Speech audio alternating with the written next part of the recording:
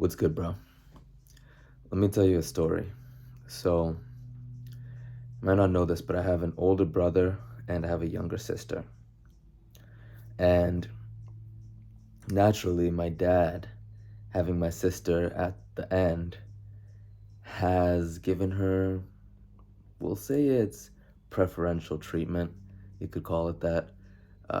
Just when it comes to different things, right? So, I don't think that she doesn't deserve it. But, anyways, my sister has been handed a lot more things than me and my brother have. So when I look at it and when I look at the relationship that she has with my dad, bro, if she asks my dad for money, he doesn't ask why. He just says how much. Think about it. So, I mean, do you think somebody that is used to getting what they want is going to be grateful for something that's given to them? Like if you live a life where your request is not really a request, it's more of a demand and it just kind of happens. I'm not saying that my sister demands things, but think about it. If you're so used to getting things, how can you even be grateful? You're just used to it. So when I was in France, I was always dressed well. I always dressed to impress. I didn't go out there looking bummy. And I don't think it was necessarily that I was dressed well, but I was well put together. People could tell that I had obviously enough money to get by. So every once in a while, somebody that was poor, somebody that was less fortunate than me, would ask me for money. And every single time, I gave it to them. And I know what you're thinking. You're probably thinking like, dude, you're not supposed to give these people money. They're just going to buy drugs. But I could tell it wasn't like that. And I think in the US, a lot of times that is what ends up happening, right? Like they'll end up buying like a pack of cigarettes or they'll buy some drinks for themselves. But I could hear the genuine nature in these people's voice. Like they just needed money so they could get by.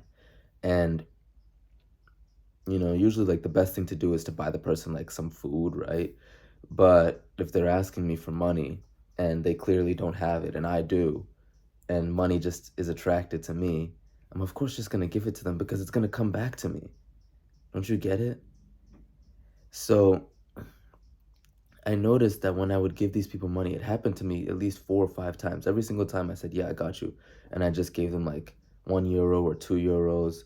There was one time when I saw these people doing this cool dance on the street and I gave them like €5. I didn't care because it comes back to me. But I realized that every single person that I gave money to that was on the street, they were so grateful. There was one woman who was in the subway who I gave like €1 or €2 to, and she was like, "Thank you, thank you, thank you, thank you, merci." And I was just like, "Yo, I'm not used to that, cause I'll give and people will be like, thanks." But that doesn't mean you shouldn't give with a happy heart. You should still give and be happy too, right? So with my sister, back to my sister, right? Why is it that when I bought my sister her flight ticket to France, she could barely even muster a thank you, right? And it's not that I'm even upset with her because I'm actually happy that she challenges me in that way because that makes me even more willing to give. You know why? Because it's training me. So when something like this happens, you can either take it one of two ways. You can say, oh, well, bro, fuck that person. I'm never going to give them anything ever again. Or you can say, you know what? This person's just teaching me a lesson. That's what they're here for. It's painful when you give someone something and they show almost no signs of gratitude. But you take a deep breath. Doesn't mean I shouldn't give with a happy heart. Doesn't mean you shouldn't give with a happy heart. Should still be happy to give. And you can never give and hope to get something back in return. That's what I'm realizing from this experience. You don't even deserve a thank you, motherfucker. You don't. You know why? If somebody's normal is getting everything they want and then you give them something else, they can just toss it in the pile of things that I always get. And so you should always assume, Marcus Aurelius says, assume that the people you deal with today are going to be wicked, cruel, ungrateful, this, that, the third. And you just have to go and deal with it and accept it. Here's the thing. This is the most important point in this video. And I know most of the people have already clicked off by now, but it's all good. The most important point is that when you give, you're not giving to someone else. You're giving to yourself. You know that feeling when you've saved up a lot of money and you're finally going to buy yourself that thing that you've always wanted? Like you're ready to buy yourself the PS4 or the Nintendo Switch, PS5 or whatever they're on now. And you finally cash it in and then it's in the mail and you get it and you open the box and you're all excited. Whatever it is, if it's a pair of shoes, that too. I get excited about shoes. And the reality is that's the feeling you should be giving with. Because imagine if you send that feeling out into the universe, you'll get it back. You give with the happy heart, you get with the happy heart.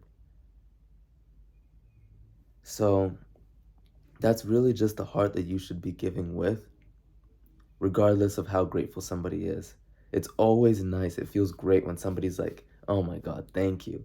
It does feel good. I noticed that like when I was giving to these people, I could give them and give them and give them more and more and more. And these people touched my heart how grateful they were. But selflessness is a major key to self-transcendence. Like getting to the next level and achieving the things in your life where you're not only achieving them for yourself, but you're also achieving them for other people. You're transcending self. Part of that is being selfless. Think lightly of yourself and deeply of the world. Peace.